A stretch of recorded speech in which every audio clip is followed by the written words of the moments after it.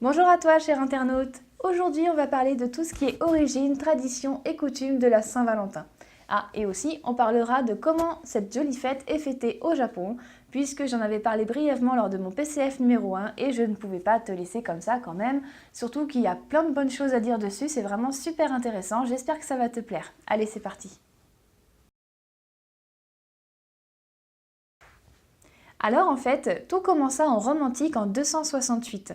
L'empereur de Rome, Claudius II, galérait à trouver des recrues pour son armée, puisque les hommes qui étaient mariés n'avaient pas franchement envie de laisser leurs femmes et leurs mouflets pour aller se foutre sur la gueule à l'autre bout du monde. Du pays, enfin bref, ils allaient se mettre sur la tronche. Du coup, ce qu'il a décidé, Claudius II, c'est d'interdire aux jeunes hommes de se marier. Comme ça, ça n'a pas de gosse, ça n'a pas de femme, et c'est d'accord pour aller mourir à l'autre bout du monde. Bon, ok. Sauf que du coup, le prêtre Valentin, c'est là qu'il arrive, il n'était pas franchement d'accord avec ça. Du coup, il a décidé de marier discretos les couples qu'il voulait, histoire de se rebeller, entre guillemets, contre cette décision qu'il acceptait, mais pas du tout. Mais comme tu t'en doutes, on casse pas comme ça la décision de l'empereur. Il a fini par se faire démasquer, mettre en prison et tuer. Voilà, par Claudius II évidemment. Par contre, ce que raconte l'histoire, c'est que pendant qu'il était en prison, il a envoyé un petit mot à la fille de son geôlier dans lequel il a signé Ton Valentin. Et c'est de là que serait venue la tradition de se changer des petits mots doux appelés Valentin.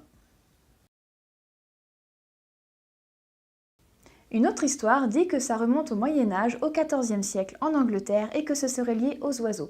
En effet, à l'époque, on fêtait la fête des amoureux le 14 février, car on pensait que c'était ce jour-là que les oiseaux choisissaient pour se reproduire.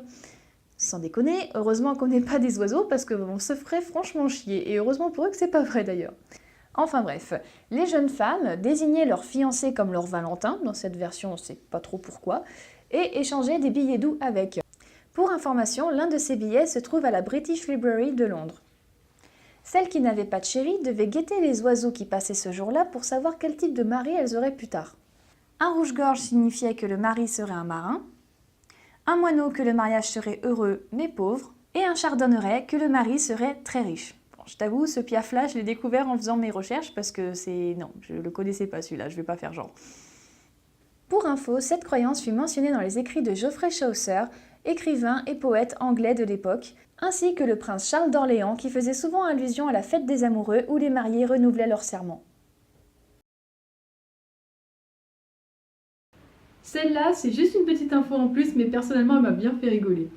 Une ancienne coutume du nord de la France, qui a quand même duré jusqu'à la fin du XVIIIe siècle, donnait droit aux femmes mariées de s'éclater au lit avec un autre homme que leur mari le jour de la Saint-Valentin. L'homme qu'elles choisissaient, qui était du coup appelé un Valentin ou un Galantin, devait quant à lui être obligatoirement célibataire. Une chanson d'époque dit même « Vous m'aurez demain, cette nuit et pour mon amant ». Charmant. Cette coutume, appelée valentinage ou galantinage, était pourtant bien plus chaste au XIVe siècle. Et oui, 4 siècles avant que ce soit la fête du slip pour les femmes, c'était une jolie coutume de l'aristocratie anglaise qui consistait à associer un jeune homme et une jeune femme pour la journée. Ils devaient se faire des cadeaux et être galants et courtois l'un envers l'autre. Ce qui est sympa, c'est que parfois, à force de passer la journée ensemble, de vraies relations se créaient et ils finissaient par se marier. C'est mignon, non ? Tout le monde ne fête pas la Saint-Valentin de la même façon. Et comme tu sais déjà comment on la fête en France, j'ai décidé de te parler de la façon dont elle est célébrée au Japon, puisque c'est un pays que j'aime beaucoup et qui a une jolie façon de la fêter justement.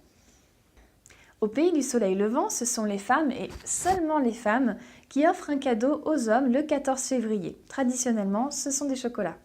Mais au Japon, elles n'offrent pas uniquement les chocolats à leur mari, à leur fiancé ou au mec qu'elles convoitent. Elles en offrent aussi à leurs très bons amis et même à leurs patrons et à leurs collègues. Mais là, c'est plus dans le cadre d'une obligation sociale, par politesse quoi. Mais attention, selon l'homme à qui elles les offrent, ce ne sera pas le même type de chocolat. Les Onmei Choco, chocolats de la destinée, qui ont une forte valeur sentimentale, sont offerts uniquement aux mecs qu'elles convoitent, aux chéris, aux maris, etc. Les Giri Choco, qui sont des chocolats de courtoisie, sont eux offerts aux patrons et aux collègues. Il y a quand même une version un petit peu spéciale, c'est les Shogiri Choco, qui sont les chocolats de l'ultra obligation, que les filles offrent à leurs collègues les moins populaires. C'est un petit peu une façon de dire, bon tiens, tu fais peine. Il y a aussi les tomo choco, donc ça c'est les chocolats de l'amitié qu'on s'offre du coup entre amis au Japon. Les sewa choco, ça c'est les chocolats de la gratitude que les filles offrent à leur père. Et en dernier, pour les solitaires, il y a les jibun choco, c'est les chocolats pour soi, donc qu'on s'offre à soi-même. Eh ben, ça en fait des chocolats à offrir, hein. Ça doit piquer arriver au 14 février au niveau du porte-monnaie avec toutes les personnes à qui il faut en offrir, mais bon, en tout cas je trouve ça sympa, c'est l'occasion de donner un peu de sympathie, d'amitié et d'amour autour de soi, je trouve ça plutôt chouette. Dans un deuxième temps, un mois plus tard, le 14 mars, le jour du White Day ou Oweito Day en japonais, ce sont les hommes qui offrent en retour un cadeau aux femmes qui leur ont offert des chocolats. Donc en général, c'est des chocolats blancs ou de la lingerie de couleur blanche ou des bijoux. La valeur du cadeau que font les hommes aux femmes est environ 3 fois supérieure au prix qu'elles ont pu mettre dans les chocolats qu'elles leur ont offerts. Au Japon, on dit Sanbai Gaeshi, ce qui veut dire triple retour. C'est pour ça que de plus en plus d'hommes au Japon aujourd'hui refusent poliment les chocolats qu'on leur offre puisque ça revient un petit peu cher quand même les retours à faire le 14 mars après du coup. Et même si aujourd'hui, ça se comprend plus ou moins que l'homme refuse les chocolats, c'est vrai que normalement, même traditionnellement, si un homme refuse les chocolats d'une femme, c'est un peu, même complètement l'équivalent du râteau ici, quoi, pour nous, hein. C'est, voilà, que ce soit dans le cadre professionnel où tu comprends clairement que le respect, il marche que dans un sens, amical où tu sens que tu es un peu le seul à apprécier la personne, ou amoureux où là clairement c'est vraiment le bon gros râteau des familles. Voilà, c'est jamais très très bien vécu par la femme qui offre les chocolats en général.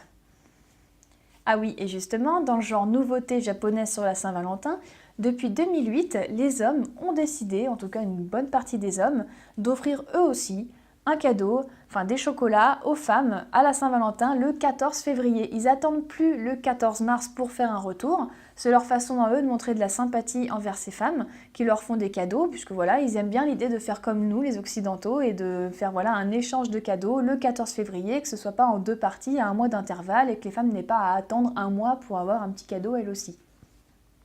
Ces chocolats, qui s'appellent des gyaku choco ou chocolat inversé, sont dans des packagings totalement reconnaissables puisque l'écriture est volontairement inversée. Si tu veux en savoir plus sur les coutumes et traditions de la Saint-Valentin dans le monde ou si tu as des questions auxquelles tu aimerais que je réponde dans un futur épisode sur la Saint-Valentin qui aura du coup lieu en février 2019, mets-le-moi dans un commentaire, je me ferai un plaisir d'aller voir ça. Et puis bien sûr, tu peux partager la vidéo, la liker et puis surtout t'abonner. Allez, à bientôt!